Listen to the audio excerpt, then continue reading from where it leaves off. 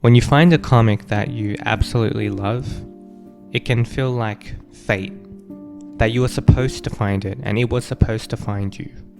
It can feel like, where did this come from? I'm so glad it's here. These kinds of feelings, they're not just arbitrary, they're not just something to waft away and be like, well, I guess it was just chance. I think they are a portal into your inner world, the creator's inner world, and the guiding star for what you desire. Now, sometimes this can be taken awry, like for example, let's just say that the writer starts presenting like a violent act. Does that mean that this writer or this artist condones said violent act? Are they completely okay with it? Generally, no. Presentation is absolute. So I'm not saying that when you're experiencing a comic or you're experiencing some sort of art form that it is incredibly easy to decipher what the intention of the author actually is. And that's why there's so many arguments about like author's intent, what are they actually doing, how are they actually engaging with it, and what are they trying to present. So that is not really what I'm talking about. I just feel like there are ways in which you can sense into whether a story is for you. And the way you're able to sense that is through the aesthetics, is through the way the dialogue is presented to you. Like these kinds of things, these core fundamentals are an avenue to actually engage and find something that is for you.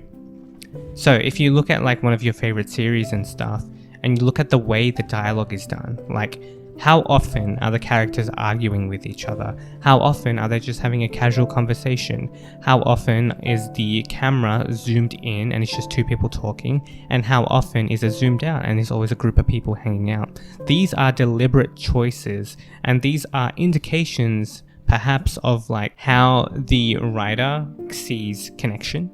And simultaneously, if you feel engaged by that, if you feel excited by that, it's also like a reflection of how you actually see connection as well. The intent is very specific if it is a consistent pattern throughout the story. Just two people and it's just them on their own and they're talking. Like most likely that is an indication that this writer is someone who engages in social connection in that way. Otherwise, why would they consistently draw these characters in that way? Now, you can make the argument that, well, they're just doing that because they feel like it would be right for this character that they've created. That this character is more introverted, and because of that, that's how they're showing it. That it's more of like an intellectual choice. And I guess I'm not saying that's incorrect. I just want to slightly push back against that perspective and say that regardless, that choice to actually have that is also some sort of reflection of what the creator wants to actually make. Now, this can get kind of tricky, especially in the comic space, because there's all of these characters and these intellectual property, like all these different characters, like, the Hulk, Spider-Man, Superman, all of that, and they have this like inbuilt cast that they need to engage with. So it's like, well, how can someone who socially connects in a very introverted way, like just, one person, how can that be shown through like a Spider-Man comic? Like how can we really know when Spider-Man's known to have like so many different characters and engage with so many different characters? Well, I think it's just based on how the story is constructed. Like even if there are a bunch of characters around, like is Spider-Man choosing to make one character more important than the rest and really, really trying to like engage with that character? Or is it one of those series where he's engaging with multiple characters and he feels like he has multiple connections going on?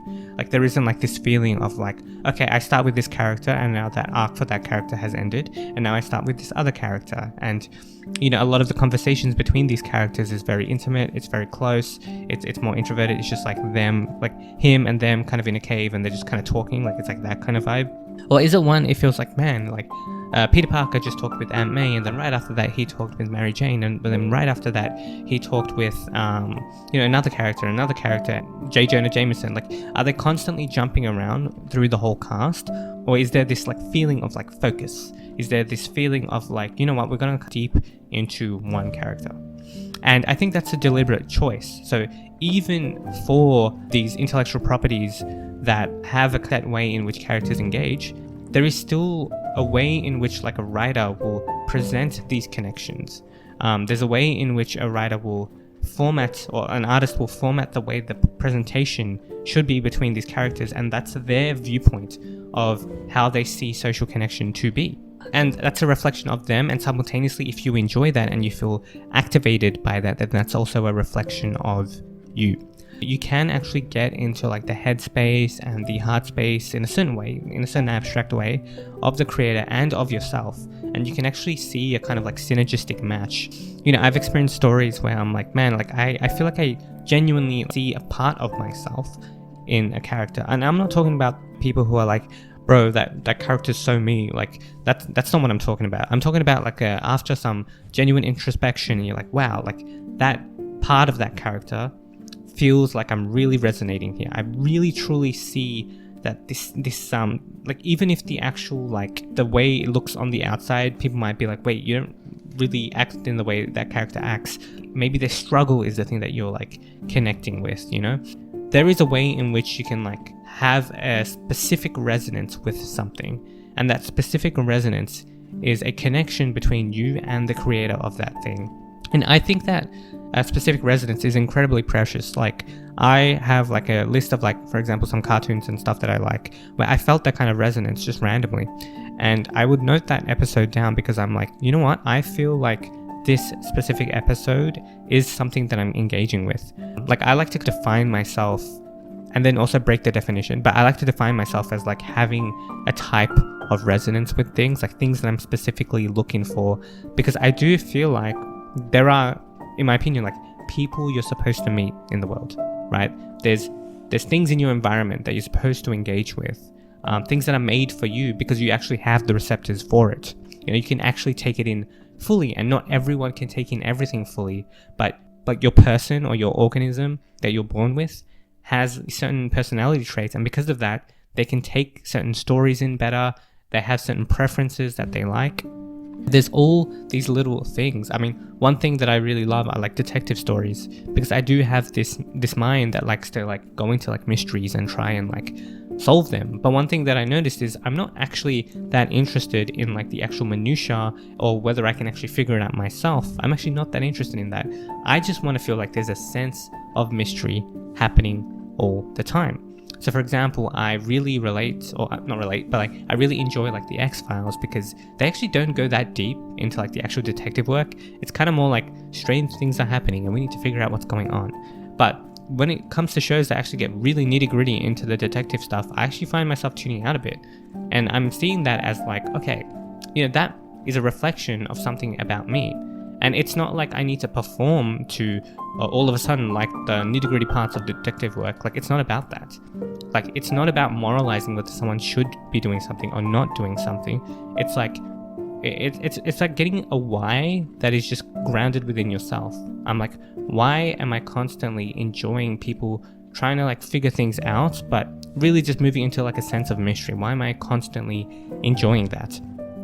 And after a while, I just started like seeing trends like in the indie comic space. Like, I really have been moving towards like more detective series like Dick Tracy that's coming out right now, and I've been really enjoying that. I've been enjoying there's a new one called Lost Monstrous that just came out. It's only got like one issue. I think the second issue is coming out very soon, and it's about a detective, and it has that kind of similar vibe that I'm looking for. And when I do read these series, I do feel like I'm having that part of me reflected back to me, and it feels really cool and it feels really important. And then after I read it, I'm like, was there like a real resonance between me and the writer? Was there a real resonance between me and the artist? And that's something I'm like checking, and I feel like it's like a fun thing to do, but it's also like it makes the experience far more personal.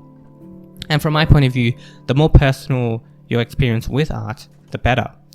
And I'm saying personal in a very kind of like pinpoint and needlepoint way. I'm not talking about like, you know, being like closed-minded and never experiencing anything that could be outside of the norm or anything like that. I'm just talking about like kind of like a process of self-discovery where you start understanding like your taste. You start seeing patterns, and you're like, why do these patterns keep coming up? Why do I keep liking these kinds of stories?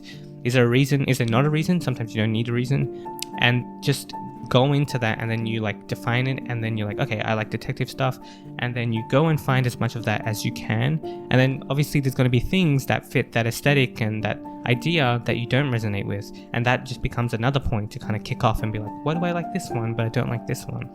So I feel like that's like a game that you can play, and I feel like all of these things on the outside, whether it's, you know, people, like I play the same game with people where I'm like, I feel like I can, I can sense that this person truly values this thing, and I also truly value it, and because of that, there's a real resonance there. Like, resonance is a very important word for me, because that gives me like an indication that it's something I should move towards. So I experienced this with like people where I'm like, yes, and when I experience that resonance, what I notice is that I'm actually seeing like myself in them in a certain way.